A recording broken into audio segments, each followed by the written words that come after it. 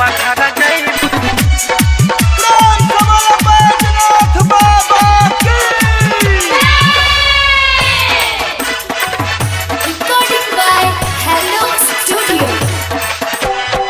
सैया के संगे सखी देवा घरा जाइबू।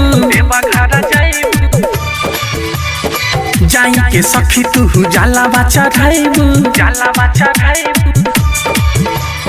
सैया के संगे सखी देवा घरा जाइबू। जाई के सखी तू जलावा चढ़ाइबू।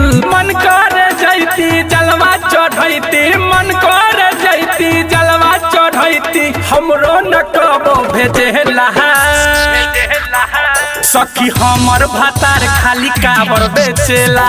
हमर भातार खाली काबर बेचेला। सखी हमर भातार खाली काबर बेचेला। हमर भातार खाली काबर बेचेला। सैया के संगे सखी देवा घरा जाइबू। देवा घरा जाइबू। देवा घरा जाइबू जाई के सखी तू जलावा चढ़ाइबू। जलावा चढ़ाइबू। जलावा चढ़ाइबू सैया के संगे सखी देवा घरा जाइबू। जाई के सखी तू जलावा चढ़ाइबू। मन कर जैती जलवा चढ़ैती।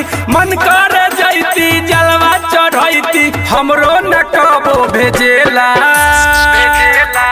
सखी हमर भातार खाली कावर बेचेला। हमर भातार खाली कावर बेचेला। सखी हमर भातार खाली कावर बेचेला। हमर भातार खाली कावर बेचेला।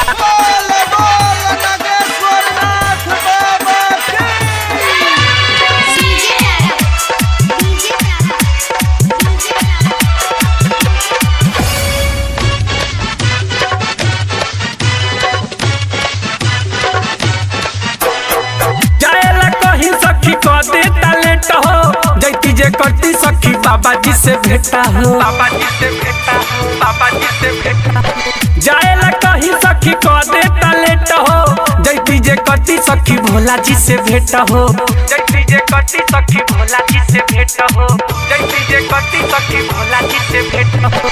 कबो जे सैया संगे देवा घरा जाइती। देवा घरा जाइती। देवा घरा जाइती जलवा चढ़ा के सखी सारा धा पुरैती। सारा धा पुरैती। सारा धा पुरैती भंगिया चढ़ा के रहे भकुआइल। भंगिया चढ़ा के रहे भकुआइल। जायला न पैसा देला सखी हमर भातार खाली कावर बेचेला। हमर भातार खाली कावर बेचेला। सखी हमर भातार खाली कावर बेचेला। हमर भातार खाली कावर बेचेला।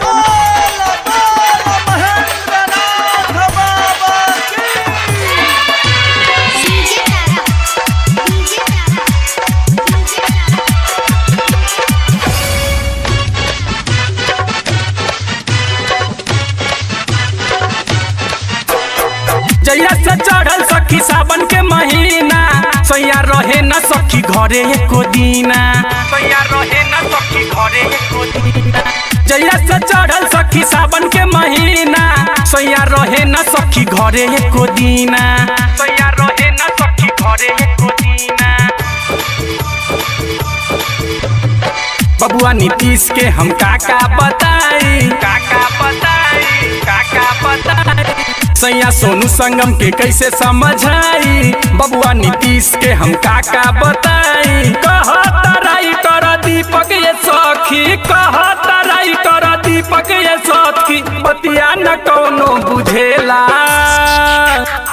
सखी हमर भातार खाली कावर बेचेला। हमर भातार खाली कावर बेचेला। सखी हमर भातार खाली कावर बेचेला। हमर भातार खाली कावर बेचेला। सैया के संगे सखी देवा घरा जाइबू। देवा घरा जाइबू। देवा घरा जाइबू जाई के सखी तू जलावा चढ़ाइबू। जलावा चढ़ाइबू। जलावा चढ़ाइबू सैया के संगे सखी देवा घरा जाइबू। जाई के सखी तू जलावा चढ़ाइबू। मन कर जैती जलवा चढ़ैती। मन कर जैती जलवा चढ़ैती।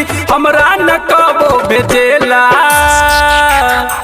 सखी हमर भातार खाली कावर बेचेला। हमर भातार खाली कावर बेचेला। सखी हमर भातार खाली कावर बेचेला।